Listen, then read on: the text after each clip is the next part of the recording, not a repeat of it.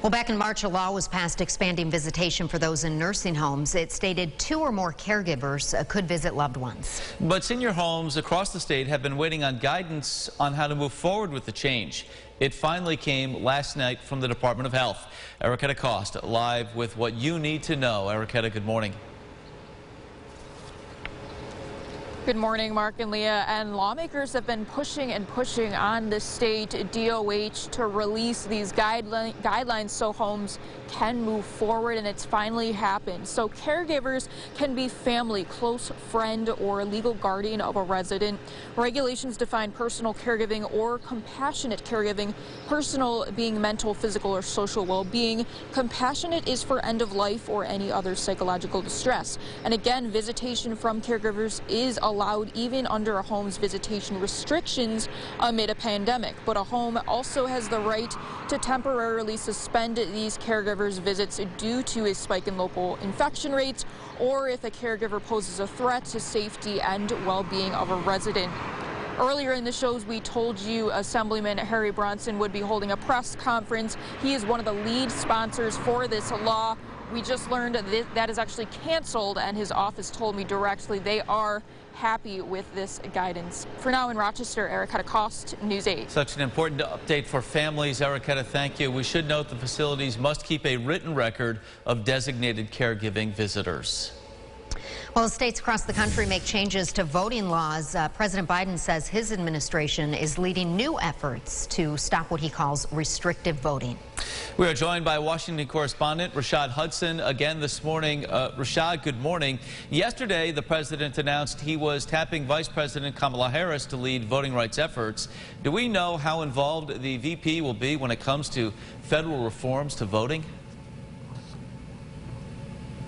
Good morning. The vice president said in a statement that was released shortly after the announcement came out that she would be leading the charge in the administration to get a voting rights bill through Congress, that she's going to be meeting with community voting rights groups as well as lawmakers. Now, currently in Congress, there are 2 bills that are floating around. There's the John Lewis Voting Rights Act and the For the People, which is a more broader piece of voting and election reform that deals with campaign finance.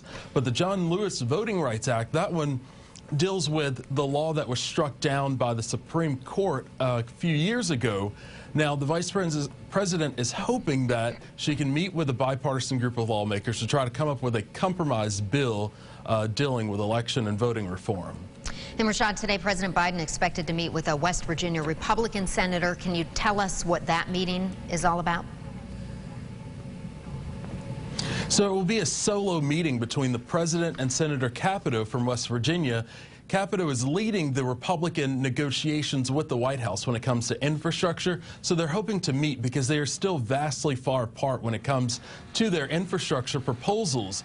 The Republican senators are offering a $928 billion infrastructure proposal, and the White House has a $1.7 trillion proposal. So there's a major difference there. The Republican plan has more of a core infrastructure focus, whereas the White House wants to extend that a little further and deal with child care and child tax credits. All right, something we'll keep a close eye on. Thank you, Rashad. Well, a vote was blocked on a voting rights bill earlier this week in the Texas state legislature after Democratic lawmakers there walked out. Well, the White House is also suspending all leases for oil and gas drilling in the Arctic National Wildlife Refuge in Alaska. Those leases were sold at auction shortly before President Trump left office. The Interior Department says it is reviewing the legality of those leases. To our Family First segment, experts are offering summer advice on how to protect your family from sun damage. Experts say 1 in 5 people will develop skin cancer. While sunscreen helps, doctors say many people aren't using it the right way.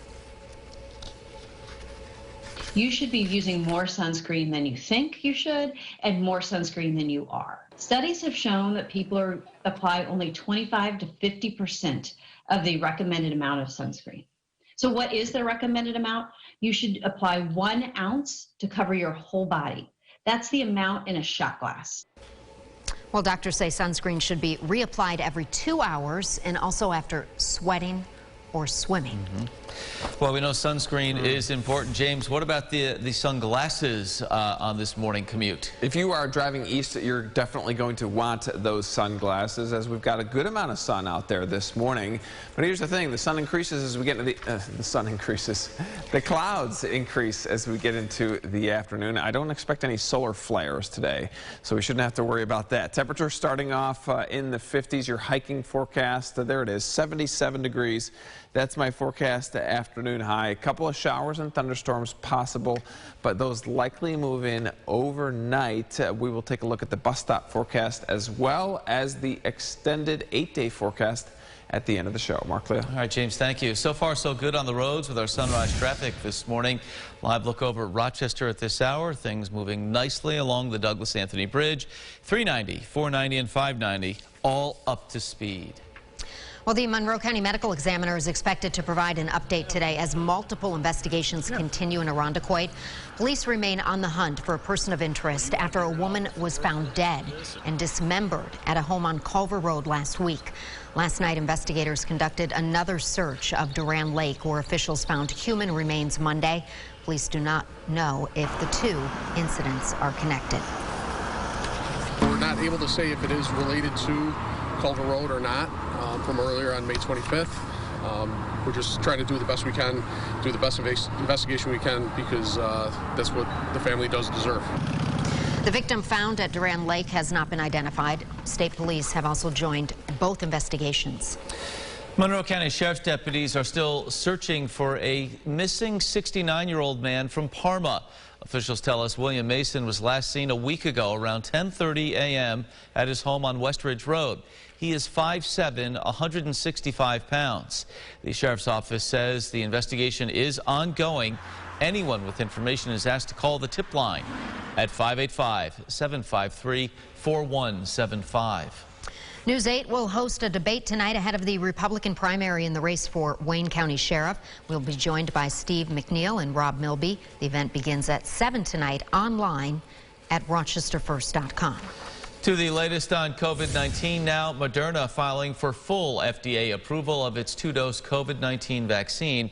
Currently, the vaccine is only authorized for emergency use in the U.S. In order to be considered for permanent authorization, Moderna will be required to submit data to the FDA on a rolling basis for the next several weeks. Pfizer is also seeking FDA approval for its 2-dose vaccine. In California, an off-duty firefighter shot 2 people, killing 1 at a Los Angeles County fire station. Officials say the employee, a firefighter specialist and engineer, were found dead in a burning home about 10 miles from the scene of the shooting. The identities of the victims and the gunman have not been released. Let's get a look at the GRE Morning Business Report now. The state attorney general filing a petition requesting the CEO of Kodak publicly testify in an ongoing insider trading investigation. Investigators are focused on a stock purchase by CEO Jim Continenza last year. Continenza bought Kodak stock shortly before it was announced the federal government would provide Kodak with hundreds of millions of dollars to become a pharmaceutical manufacturer. After the announcement, Kodak's stock skyrocketed. In a statement yesterday, Attorney General Tish James said her office would, quote, use every tool at its disposal to hold those who violate the law accountable.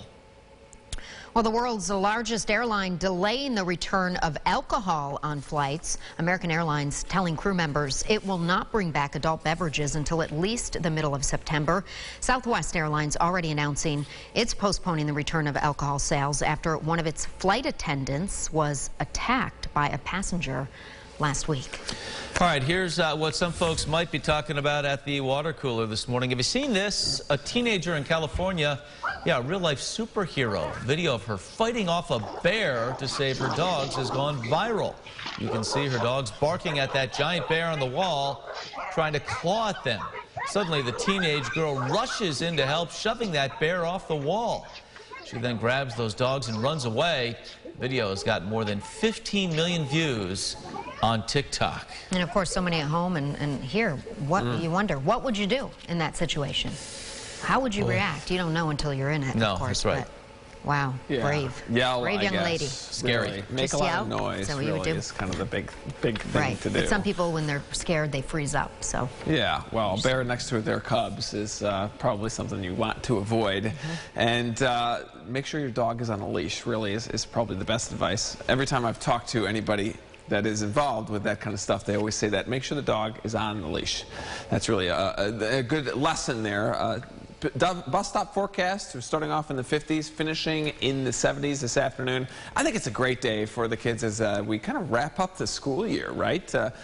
Days are winding down. Next week, is it the last week for some kids? We've got numbers in the 90s. It's going to be hot in those classrooms. Yeah, there are definitely countdowns going on in homes across the area. Yes, there are. All right, thank you so much. Thank you for watching News 8 at Sunrise. Our next update in 30 minutes. CBS This Morning is up next. Have a great day.